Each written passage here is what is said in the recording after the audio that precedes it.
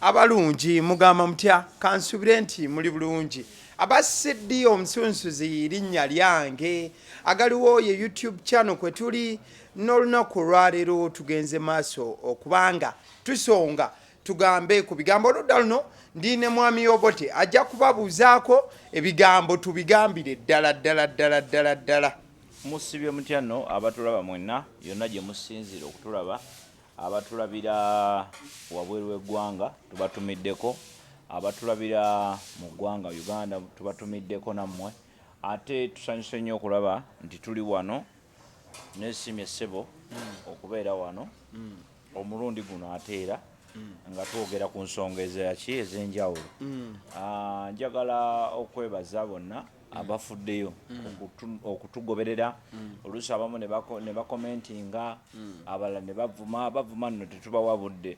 kubanga ffe tetubavuma ffe tubagamba bye tulowooza n'abamu tusiima ebivumo byammwe mulimu abantu nga mwakuguka okuvuma nga temuvuma ne bavuma waliwo omwana yangamba muwandiika ebigambo ekigambo nga kinene osinga essimu kw'okiwandiikidde netusaba ebigambo ebyo nga mwe mubituvuma nammwe babivume ku baana bammwe be mulizaala.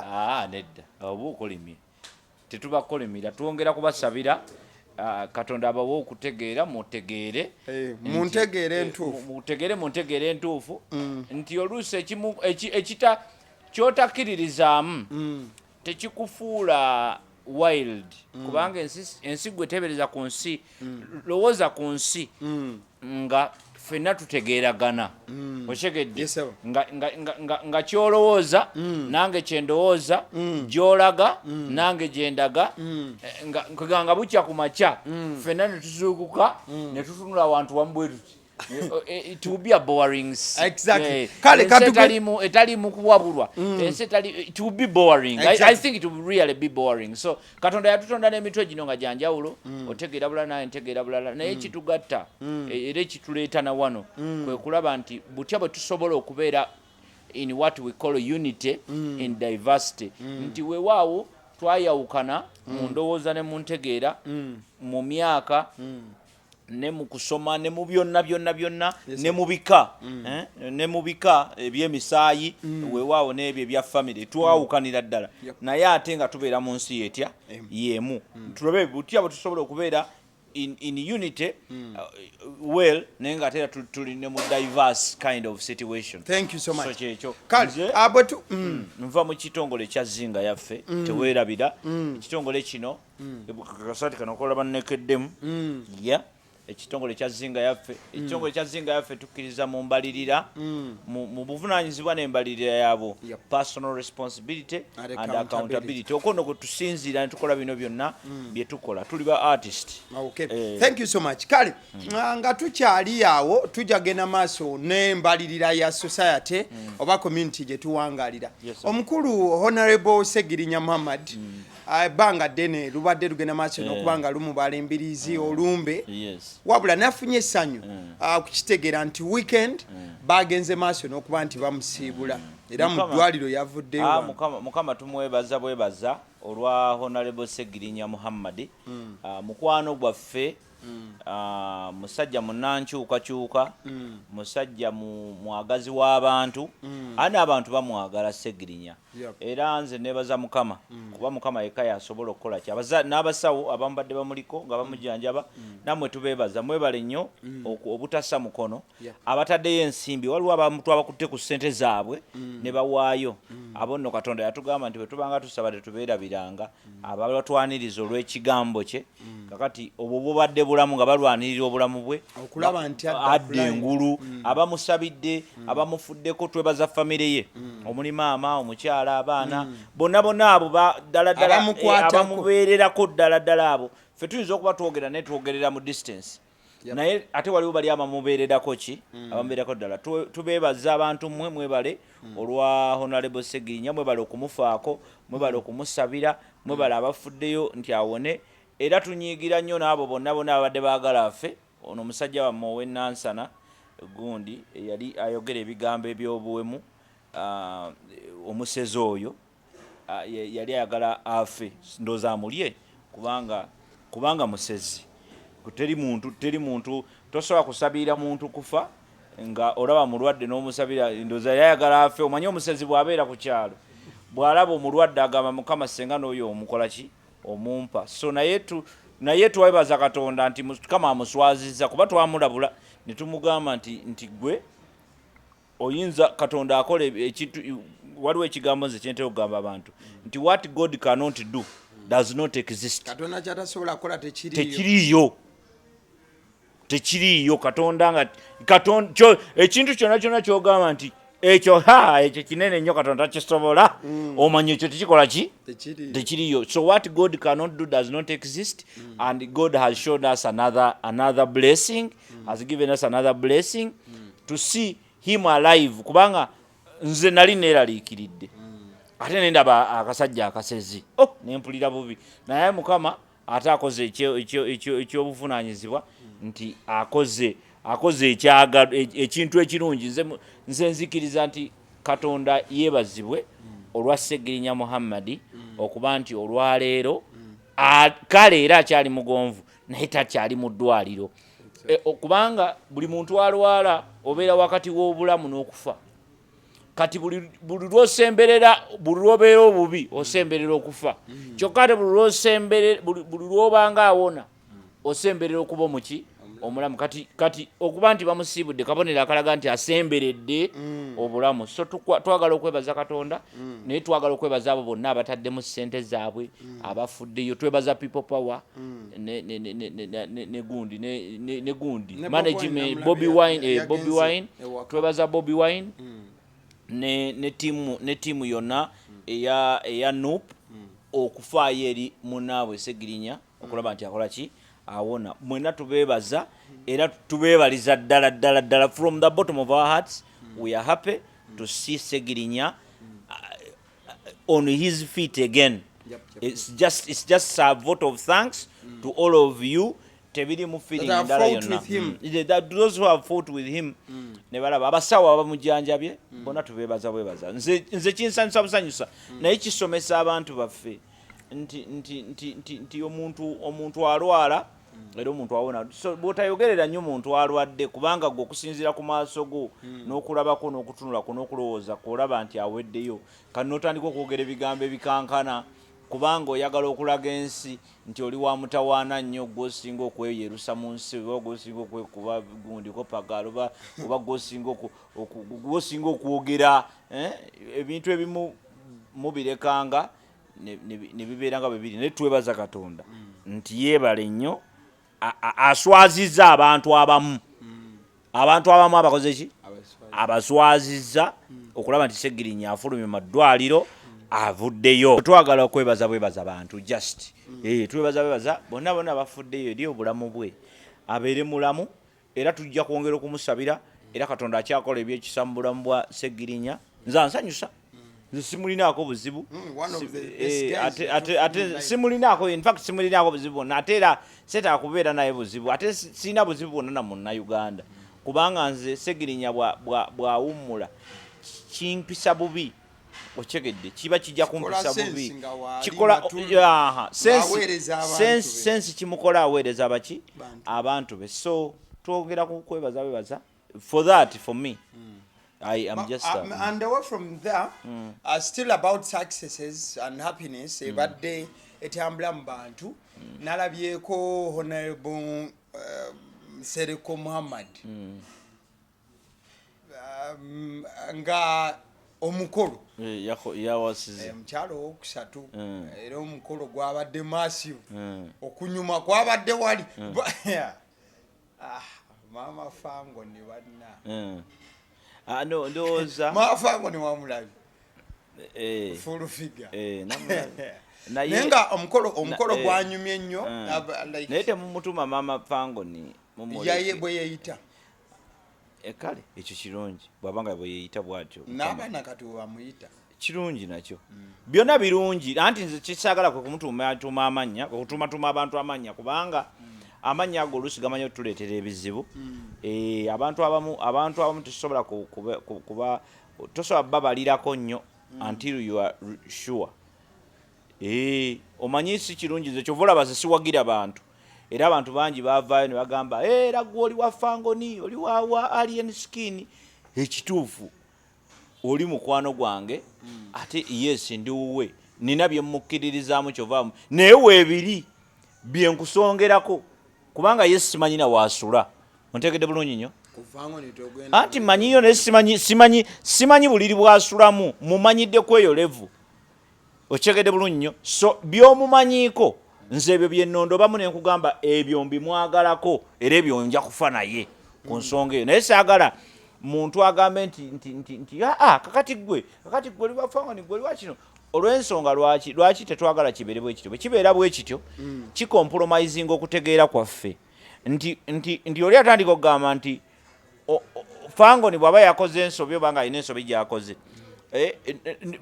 oli nayagala agikutikke ontegedde bulungi nnyo no nze siri muwagizi nze siri faani nze ndi muwagizi we faani yagamba nti nze oba akolodde oba akubye omuntu oluyi oba akoze eki nze alien skin kyokka ate ffe basapota tusapootinga byonna ebikulaakulanya Fangon Forest mu mbeera yonna awo ne bojja n'oyagala kunkuba amasasi gakube but the idea is ekintu kikino weekiri because lwaki tusapootinga nagamba nti gwe nze sinze muntu ali strategic only I also look at what we call waliwo strategic planning ne succession planning kati abantu abasinga bakoma ku strategic plan ne batafaayo nti kino bwe kiggwa kyekiddako onkyegedde bulungi kino nga kiwedde kiki ekikola ki ekiddako abantu bangi balowooza nti abantu abali anirule mbu tugenda kukoma ku alien abaana bali anirule bakyali bayitirivu bakyajja ababi ababayi abatamanyi na alien abakambwe n'okusinga alien so kiki kyeyongezaako kugamba nti we must accommodate them because when you don't accommodate them they will find their way in and when they find their way in tobasobola ekimu ku kireetedde ebintu ebimu nakugamba luli olulala nani kubuulira ku media nekugamba nti media ekyagitta oba ekiginafuyiza okutuuka nga bwefaanana kati nti abantu bava eri n'akwata akazindalo nga bakakutte bw'ati n'atandika YouTube channel n'akwata akazindalo n'agamba kamera kati mpitirivu oli najja n'agamba n'akola obukodyokodyo n'agenda paka ku TV n'avumavuma abantu n'ajula bamalawo omanyi lwaki babavuma kubanga omuntu yenna buli lwajja nga taliiko muntu amumentalinze taliiko muntu gwatya taliiko muntu gwalinako accountability asobola okukola kyonna teri agenda mumubuuza nti lwaki kino ffe tulina abasajja abatukubanga n'emiggo okuyiga art kakati ne bw'oba okola ekintu ekitalina amakulu omanya nti senga akirabako era ffe batukubira amasimu wasaamu wagambye eki nomugamba muzeeyi kiki kyenagambye wagambye sebo kibibe okakasa byoyogera n'omugamba mukama wange ekyamazima kituufu naye mbadde nsaba ontegeere bulungi bakisazeemu busazi kyabadde bwekiti nebwekiti naye senga mbeera omuntu oyo ambuuza ekibuuzo ekyo tanninaako tafaali toŋŋamba ki oba oŋŋamba ki oba kyegera bulungi yes kakati media yafuna obuzibu obwo nti media yagwamu abantu abali anirule era kati ekirumbye ne music nti musicians abaaliwo tebafaayo ku mentalinga baana baaliwo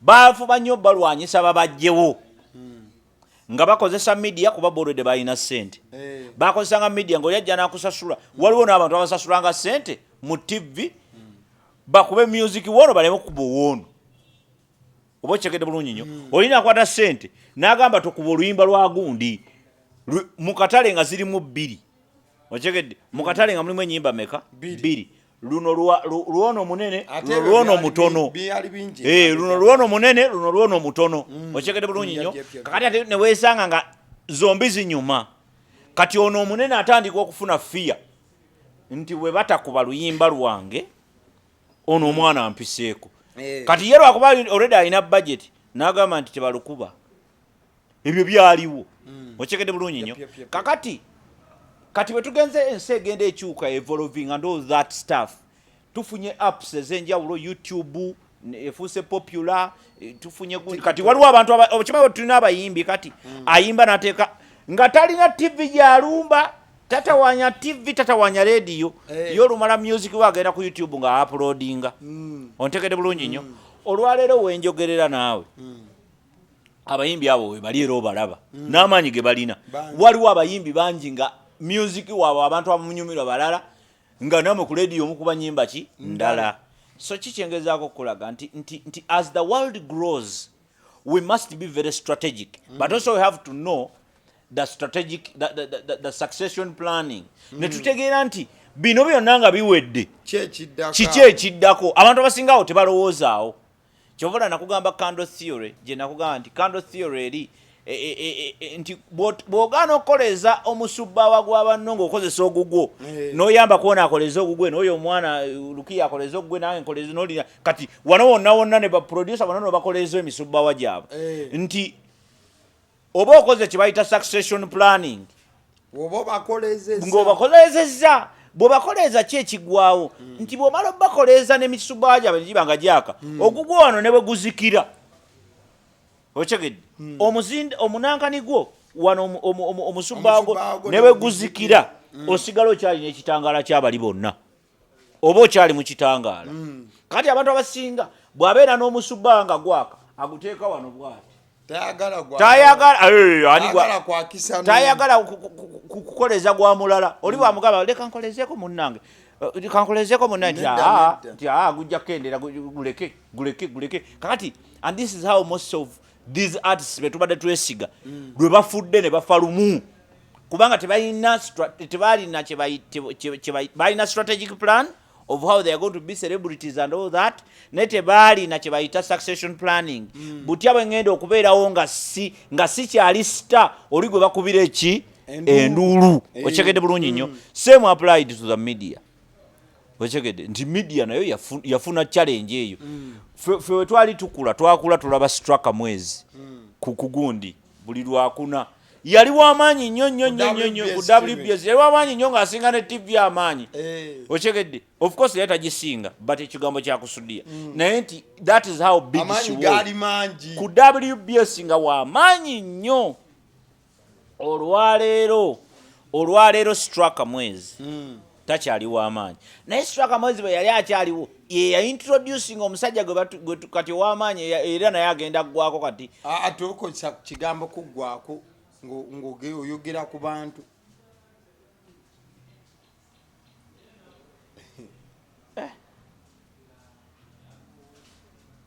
buzibu ki mukyo kale genda maaso kibi omuntu okuggwako zitaata wange yaggwako anti kiwina empulikika gye nga akakkanya omuntu nedda sisi kukakkanya obeerako n'oggwako naye bw'oggwako tekikufuula mubi okyegedde tekikufuula mubi kati nze olwaleero aibiga era much respect to that woman straka mwezi much respect big on yourself big up on yourself oyo omwana yatandika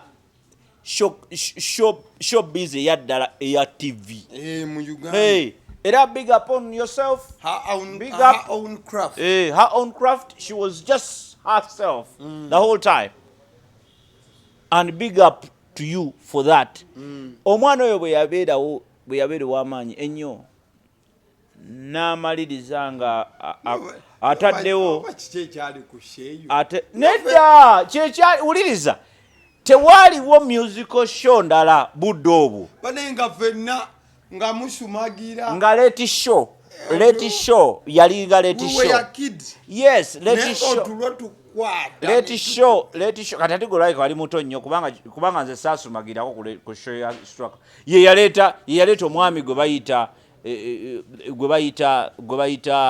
Miles Ramiti yamuintroducing era Miles Ramiti era yamuyitanga Miles n'alaga kino kibadde wano kino kibadde wano kino kibadde wali kino kibadde wali okyegedde bulungi nnyo kakati twagala kwebuuza Miles aleesaani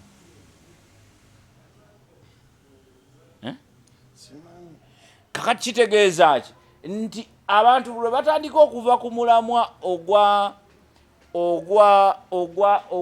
ogw'okuzimba n'okukoleza candles amayozi w'amaanyi ekyo njaba nkikubuulire era tolowoozanga nti mayozi wa bulijjo ontegedde bulungi nnyo bino ebya politics wamme bino ebyamutabulatabulamu ebya politics and all that biyinza okukulowoozesa nti si wa bulijjo si wa bulijjo ayinza okuba omuzannyo tegwamulema okuzannya ogwo ogwa politics naye si wa bulijjo and that's the truth naye kakati weesanga nti kati bano bakeizi bakyemeza kyova olaba nti abadde asobola okuvuma omuntu bu ate ogenda mugamba ki okyegera bulungi what are you going to ask keizi okyegedde kiki ogenda okubuuza abana bonna abaana baku NBS ani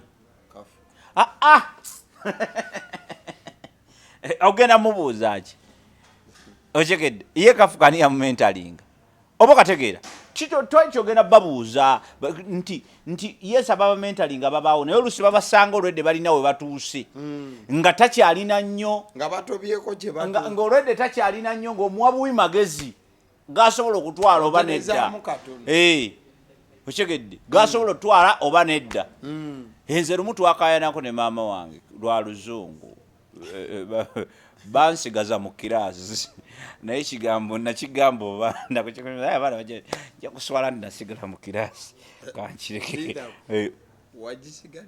nasigala mu kiraasi nagenda nveeyo sayita era nokkiriza nogisigala baginsigaza nayita neyisa ne bamala te ne baginsiza nali ngudde wuliriza nali twali amasomero gedda galinga serious kakati ate nali mpise mu systems za njawulo nali mpise mu system nali mpiseko mu international school mpiseko ate mu local school kati nga confusion weeri kakati saasoma ebibiina ebisinga saabisoma mu primary kakati bwe nva mu ssomero erimu nali nsoma omanyi bayita homeschooling omukyala babi bamukyala namale yali waka kakati bantwala mu ssomero erimu so yeah mbadde nkugamba ebyo ebinja bikunyumiza olulala nga nina obudde ebyokusigala mu kiraasi abaana balina kusigala mu kiraasi naye sebo ffe twasigalangamu baŋŋamba you advised to repeat akagambo kaali kanzitidde waka naye mbagambe na advice sijagala kaali nawe nogamba myself to go forward kugambe mami nagamba wano oba osigadde nomugambe eno advice nze sijagala okubanga bakitwandika bulungi you are advised to repeat P5 ngamba ni Allah ngamba nze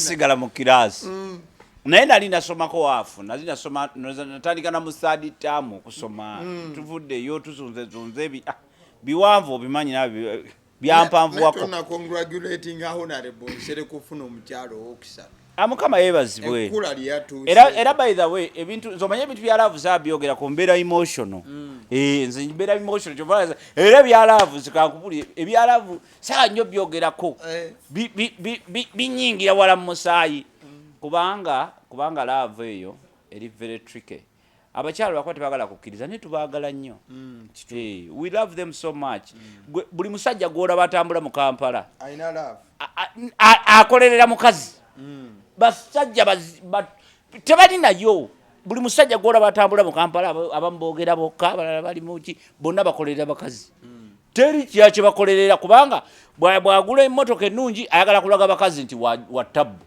bwazimba mu nyumba ennungi ayagala kulaga bakazi nti wa tabu buli kyakola abasajja abasinga in fact abasinga obungi ffenna bwotulaba mu kibuga bwe kasobola omusajja yena atambula mu kibuga aba akolera ekintu eki mukazi kubanga tayagala basajja banne nti bayagala okulaga abayagala kulaga mukazi nti nze ndi wa tabu tolabe emmoloka gyenvuga nze musajja aliko okyegedde abasajja bagenda mu saaluuni kusala nviiri kulaga bakazi nti ondaba Ochegedde so ndibulalamuko ochegedde oli ayambala esuuti n'ajambala nenga era ayagala kulaga bakazi so the idea is abakazi balina okkitegera tubaagala nnyo it's really sad sometimes wetubalaba nga mutuyisaamu amaaso nga mutukakanya mwogere bigambo ebikanga fe abasajja tetubaliiko fe abasajja tetubaagala fe abasajja era biki era ffe tulina sente zaffe and all those things ebyo byonna bubonero obulaga nti you are not appreciating our love to you so Mwami Nsereko ekyo nkimwebaliza nti yawasiza omukyalo owokusatu senga Katonda senga abantu baali batukkiriza society yali tukkiriza okuwasa abakazi bo nga 6 eddiini ekkiriza abaana anti kakati dini naye njogera ku society njogedde kubane abawange eddiini baali basobola giwangeera mu ngeri ki endala okigedde babagiwanga nti baali basabulera ng'olina obusobozi si bwona aveeyo ng'ojja owuba pale teri musajja kati kino nakyo kankikusomese nagamba ebintu bya laavu nze mbimanyi nnyo teri musajja mu bulamu buno teri musajja mu bulamu atasobola bakazi be kasira mukkiriziganya kasokkiriza nti ono mukazi wange omukazi nakkiriza nti ono bba wange teri musajja atasobola bakazi be teri bino byokujogajoga mu abakazi era olina n'oli olina omuzimbira n'oli olina omugulira emmotoka ebyo bisitole but omukyala yena gwe kasokkiriza bbaawo nti bba wange yono era bayibuli kyetugamba gwe kasokkiriza erinnya lyo omukazi kasakkiriza erinnya bbaawo kasakuwa erinnya n'olikkiriza andasiti okyegedde bulungi so bino byokugamba mbuno tosobola abakazi omukazi ogamba oti sikusobola ntya tekisoboka teri musajja atasobola mukazi but it's just a question of you mweteekako kiraasi ennene n'ogamba nze olina okunkolera kino nze olina okunkolera kiri kati bwe bizimbulukuka ennyo ne bigenda out of means ne teri musajja atasobola mukazi we taliyo okuleka nga si wuwo kubanga atali wuwo gw'otasobola okyegedde bulungi nnyo atali owuwo oba omusobola kubanga oba osobola n'okugamba nti gyo walidde nnyo leero tojja kulya gwoba omusobola you can plan for your wife n'ogamba nti lukiya wange lukiya tasobola kunnemerera nga tukkiriziganyiza nti kati oli mukyala wange nfa naye ngenda ku street wakiri nenzinoonya butya nenkomawo nemmanya nti kati mukyala wange kamuwe kino oba kamuwe zino this is the type of food she can eat now and that's so naye bino ebibaleetera mu okulowooza nti tetubasobola abakazi is simply mweteekako obuyinja njagala kino nze njagala spasio nze njagala simanyi kungulira kino kakati you make requests ezitali necessary eziri very unnecessary kati bw'okola ezo request kifa so nze I congratulate Honorable Nsereko for getting another wife. I'm sure because kati kyaba kiyambyeko aba yambye society abakazi n'abasajja muwase abakazi mufumbirwe teri kirungi nga kubeera mulaavu ng'olina omusajja wo oba ng'olina omukyala wo tekiriyo there's nothing good like that ng'otambula boti lukiya bagamba oyo mukyala wa Saamu oyo mwami wa gundi it is so good oba ekigere bulungi so abakazi abasobola okuwasa abasobola okufumbirwa mufumbirwa abasajja abasobola okuwasa muwase as simple as that so kati ekyo yatuyambyeko oyo yamugje ku society tekyatusumbuwa ko katyaliko as soon as kale eyo nga tuvuddeyo nalabye week eno gye tukubye amabega Honorable MP wa Tororo omukyala Honorable Saro Pendi aina biru gye yaleese ovukyagala lifuuka etteeka sijja dikwotinga nga bwe liriko simanyi mateeka ga parliament n'amateeka wabula tteeka lya mwenge alcohol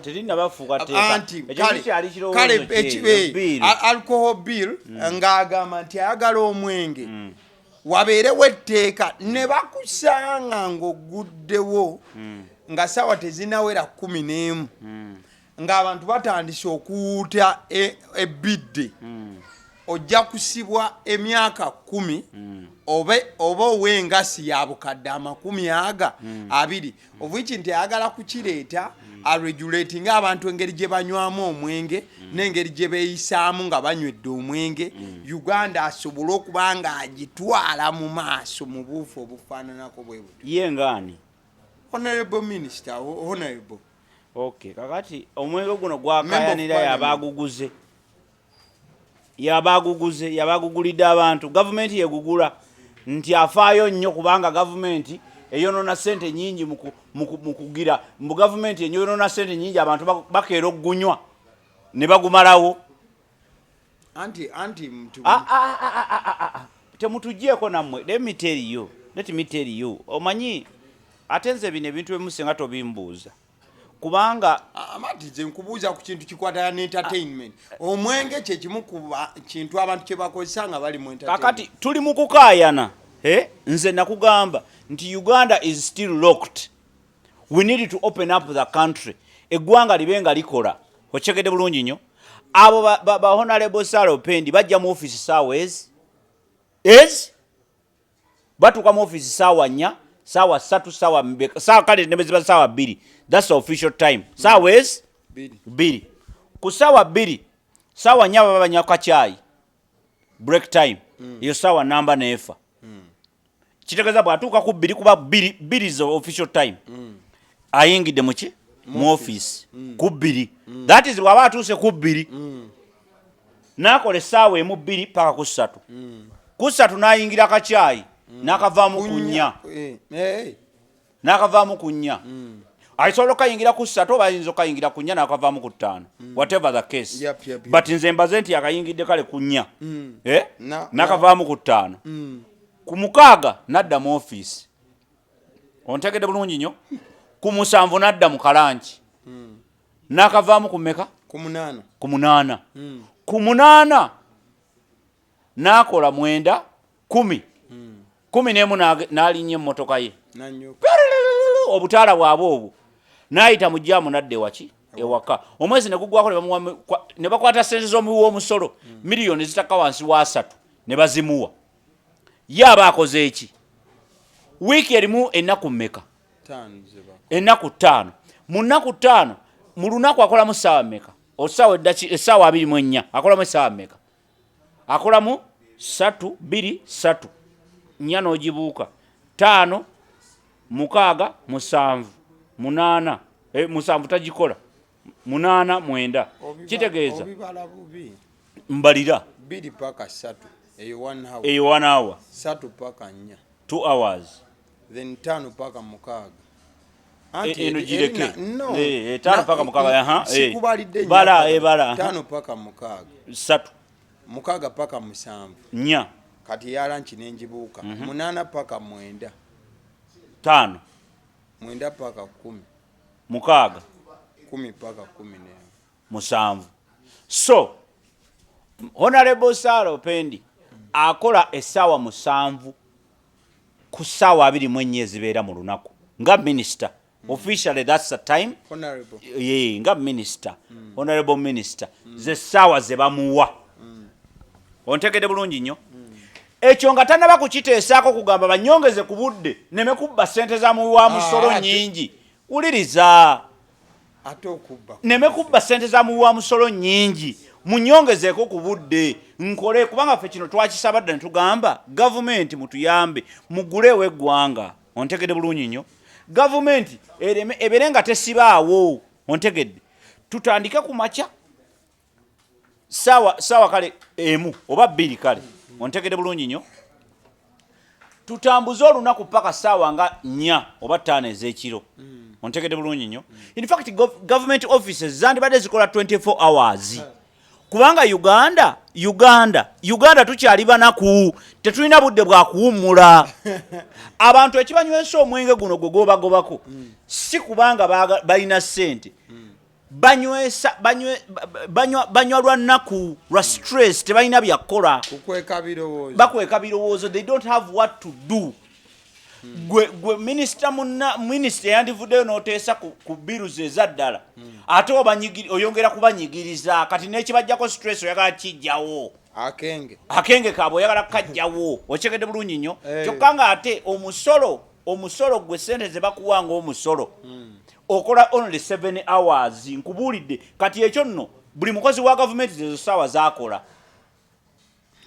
buli minister wali ezo ze sawa zakola abamu bakola na lesi kubanga abamu bayingira office sawes naye mu kufuluma bakwata nnyo obudde bw'okufuluma era 11 awo jamu abakutte wonna wonna obutaala buvuga ez'okufuluma zo bazikwata montegere bulungi nnyo naye ez'okuyingira bayingira ezi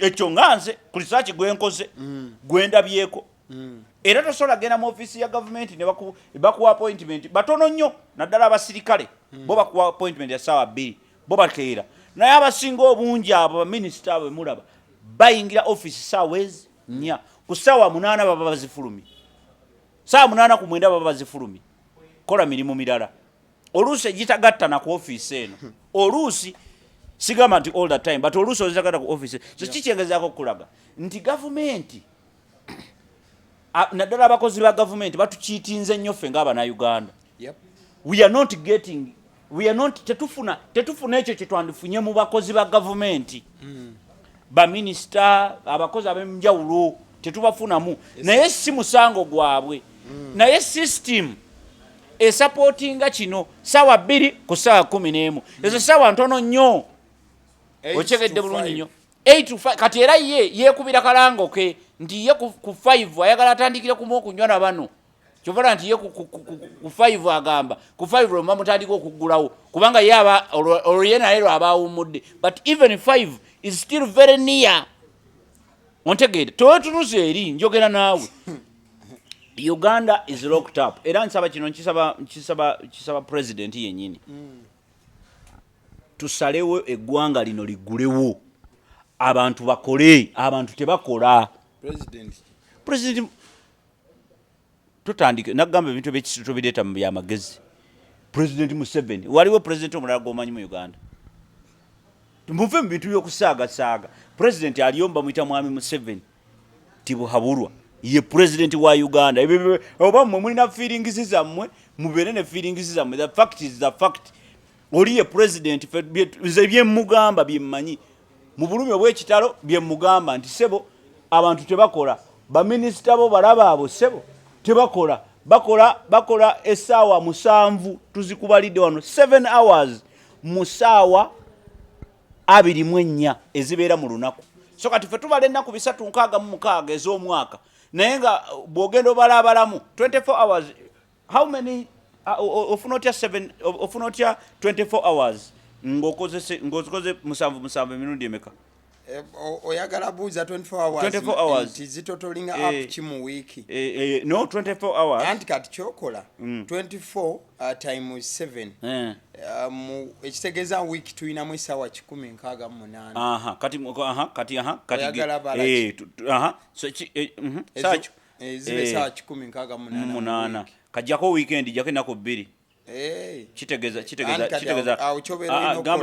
gamba wano gamba 24 times 5 24 times 5 ziba essaawa 12 mukyala Salopendi zakola mu wiiki out of how many hours anti zino ziri 24 hours anti kati zino eziriwo kakati zino divide zijeko no say minus kati ku 12 gamba minus 12 joyagala minus 12 minus oba 12 minus ennaku endala zino emeka Sibiri. Anti ennaku 2 24 hours. Well, those are many hours. 120 minus 48 hours because there's ennaku eziri 2 over total day. Katecho 72 hours. Kitegeeza nti mu wiki akola even less than this. Because why?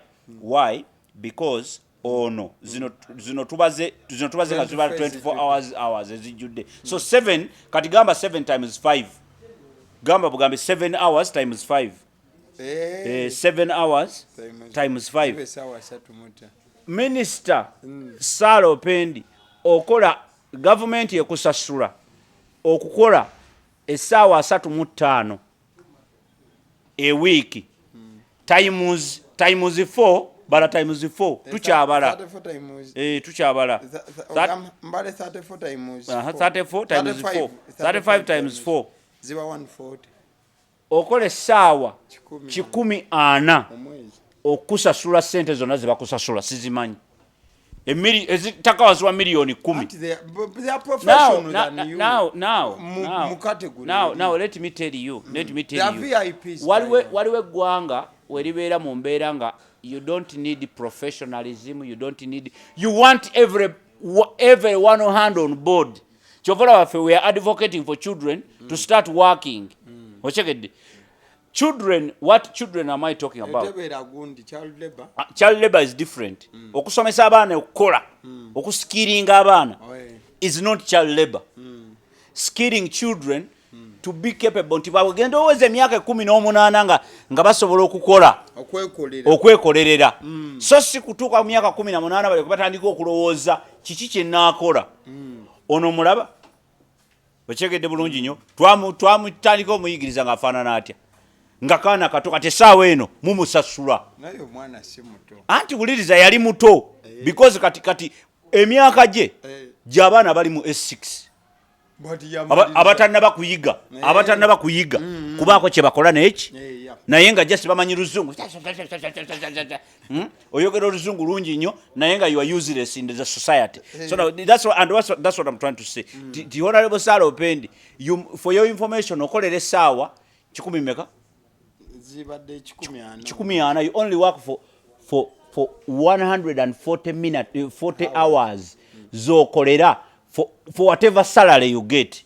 So nga tonnaba kuhandlinga those issues omwenge soko guleke. No mwenge nga gukutabula nnyo. No. Why am I saying that? Abantu temanywa mwenge kubanga basanyufu nnyo. People are not drinking. People are drinking because of what I'm trying to say right now. People are drinking because they have nothing to do. Kusawa 11 mugaddewo z'offices, mugaddewo amasomero, mugaddewo amalwaliro, tewali nsonga lwaki n'olwaleero abaana bakyakera saa 11 ogenda ku ssomero. Senga ku makya abaana bakeera mu skilling, ku ssaawa 7 ne bagenda ku ssomero, ku ssaawa 2 ne baddayo ne bakola ebintu ebirala. Twandibadde tulinawo kati mu abantu abakulu abasobola okutambula n'ekiro. Senga kati abantu abakulu university senga zikkirizibwa zo zisomenga na kiro kyokka. Bakole emirimu emirala kubanga kati Uganda needs Museveni alwanya olutalo lwa peace tululina. Alwanya entalo zino ziwangudde. But the development, the financial lutalo lukyagaanyi. Omanyi lwaki lukyagaanyi? Because people are not productive. We have so many Ugandans who eat and they are not producing anything. They are eating money for no reason.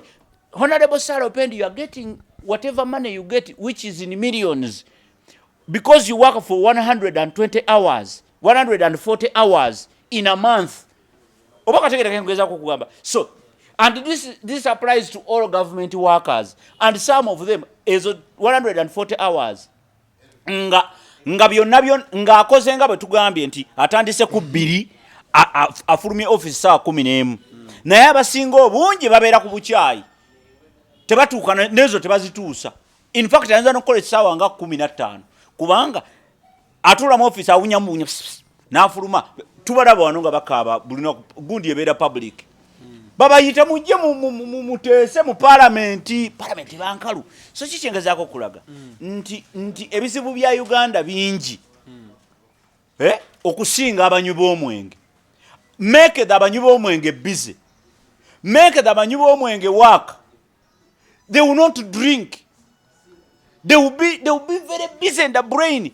Oli alowooza kukunoonya ssente ng'adda mu kunywa mwenge. But simply because one saa 11 banka zigaddewo, amasomero gaggaddewo, buli kimu kiggaddewo. Ontegedde bulungi nnyo. Yet senga eggwanga libeera liri open. Twandibadde tulina economy engumu. Nti ekiro waliwo abakola, emisana waliwo abakola, ng'omanyi nti nsobola ogenda ku mapeera ssaawa 4 ez'ekiro n'embankinga ssente. Transactions ne zitambula. Naye omanyi olwaleero nti senga omuntu oba agenda kuwa ssente ng'agenda zijja mu banka olwaleero n'omukubira essimu ku ssaawa 9 n'omugamba owange oluwa tindi wano ku mapeera n'otuukawo ku 11 osanga banka eggaddewo. Banka bweggalawo kitegeeza business ejulidde mande ontegedde bulungi nnyo kakati ate tejulidde mande ku makya ejulidde mande saawezi kuba bagulawo kwezi so kikyengezaako kugamba nti Uganda erina ebizibu ebigimala temugiteekako stress ya mwenge omwenge kati mwe mugupromotinga by saying those things Abanayuganda tebanywa kubanga basanyufu nnyo Abanayuganda abasinga banywa kubanga tebalina byakola n'omwenge ogwo gwolowooza nti gwobawaana mbu bagunywa nnyo bagwewola bwewozi ffe tulina obutabo ku kawunta abantu balina obutabo ku kawunta nti yize zuno zize anti omanyi naye leeta akatabo kange yenze owaaluli akatabo kawe kaliawo abasajja balina obutabo ku kawunta golooza bali mu kunywa they just don't know what to do so government mutuyambe naddala mu abatuteeseza mu parliament wano mugulewo eggwanga liggulewo open the economy ekole 24 hours tewali lwaki muggalawo offices ku saa 11 n'otuuka oli ayagala kiriyalinga bintu bye mbw ate baggaddewo linda kencha tetujja kusobola and all those things because the economy tekola we are not making money we are not making any money simply because abantu tebakola kati oli bwatula mu kaawo n'agamba yero akinywa olucupa lwa bia kati ate ng'ojjanga omukwata ku bizibu byalina ng'omwongerako ekintu ekya so gana amateekateeka gano ge muleeta gabuzaabuza bantu muleeta amateeka nti Kampala terina kubaamu yadde ekinnya muleeta amateeka nti Uganda twetaaga abaana basome Uganda abaana bonna basomere bwereere okigedde muleeta amateeka gagayamba ku bantu ba bulijjo muleeta amateeka nga gagamba nti kubanga byonna bisoboka ontegedde bulungi nnyo naye bino bye mwogera kati mbalaze nti nammwe sente zamuwa omusolo mu banzi be you're not working what you are doing is not worth the amount you are paid okigedde yes muyinza okuba mukola naye muyinza that money is not worth your service to Ugandans so kyetubasaba Bannayuganda temuteekako mateeka makakali malala simply make their lives easier Museveni olutalo lw'ensiko yalulwana ne balwana olutalo luno olw'okukola ki lw'emirembe and all that naye olutalo lw'enkulaakulana lukyabalemerwa nsonga egi abantu bafuna tulina abantu abafuna mu confusion kati badimu ebyo kati muddimu ebyo eno eggwanga lifiirwa abaana baffe omwana atukwata emyaka 18 nga talina kyamanyi myaka 18 ng'omwana talina kyamanyi kukola yadde skill yonna simple muteeka amateeka mu education mugambe nti education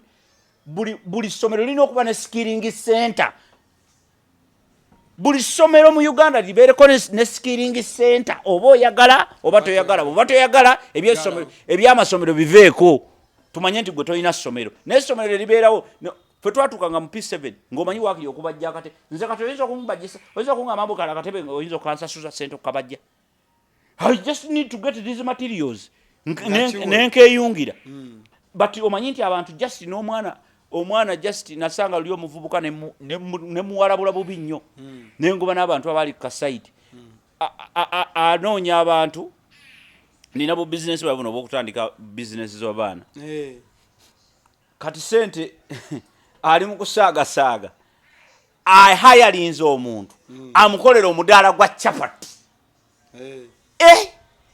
oli amuggyako emitwalo 10 n'emeka 15 amukolera omudaala gwa chapati what nonsense is that okwata emitwalo 15 ogigabe oli okuterawo ekibaawo kya chapati ekibaawo kya chapati mfecho genda bugenzi wali n'ogamba nti kangende ngule material ngule musumali half kilo nguleyo kino ngole era namugamba nti bw'oba tobisobola bireke tobikola biviireko naddala because you are not going to get money you are starting in deficit enene otandikira mu negative enene mitwalo 15 ngata chapati mekezi kole mitwalo 15 kakati gwe otandise oli kweyo level totandikidde mugundi otandikidde ku deficit simply otandika otyo gamba so the idea is simple amateeka ge mamuleta as we are winding up honorable Salopendi with all due respect mu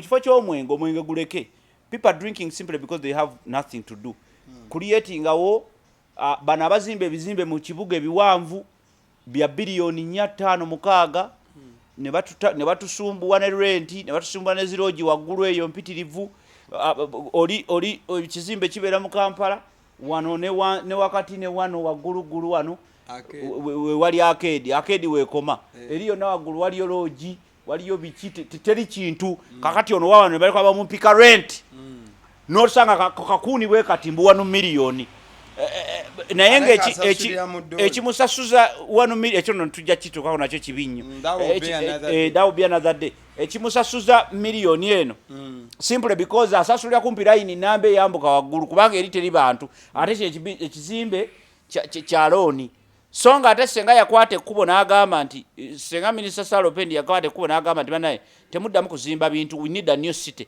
temuddamu kuzimba bintu mu Kampala. Kye twagalamu mu Kampala kati twagalamu ebintu ebikola ssente bitya si rentals kutundira mu bintu by'aba China. Wabula tukwate abavubuka abaffe embula kalevunga mmwe oba nga ffe tukwate lwakwanze n'ebirevu ate nja babula kalevu mugende China babayigiriza okukola emipiira ontegedde baba bagiyigiriza okukola emipiira gyammwe bulungi nnyo babayigiriza okukola emipiira bavuka 50 bateke mu billions zemwazimbyemu ekizimbe zibateekemu mugende China bakome wano after 6 months nga bayiza okukola emipiira mulete material mutandike okukola ki mutandike okukola wano emipiira ojja genda okuddamu okulaba nga awayisewo omwaka gumu ngono yekyanga nga ava ku factory eri gye bakola ya government nga akola eyiye kati question nga tutandika kukola question emu quality tutandika ani asine okusinga ebirungi kati atisi tumanye ndi nno mu Uganda kasitoyingizaamu emmotoka emipiira egisookerwako gino egisooka nga gyakayingira ejo gye emipiira egisembayo okugulibwa wabweru emipiira gyonna egisigadde gigulwa Uganda sibula so kyejawalo sibula Abannayuganda bamagamba nti Bannayuganda baffe twebereremu nnyo naddala mu mbeera y'okwebyenfuna ebirala byonna byatereera ebirala biyinza okuba bikyali naye byenfuna bikyali biki era bye binyizizza abantu obukaawu bwabwe talina ssente abantu tebanywa mwenge kubanga mbu baagala nnyo okugunywa abamu bagenda ng'alaba agamba kubanga waliwo omusajja ku TikTok oyo yagamba nti if the money you have cannot solve your problem eat that money so kitegeeza ki nti essente abantu abamu bwe babeera oli abeera n'emitwalo 4 ewaka bamubanja renti wa mitwalo 6 musolo simanyi biki ebintu bye babikutte twala n'atunulira emitwalo 4 nga ku bizibu byalina tebigina kiyinza kusolovinga n'akabala kitompa akawala ka Guinness n'enkanywa so kikyengezaako gamba nti tulwane nnyo okwejja mu bwavu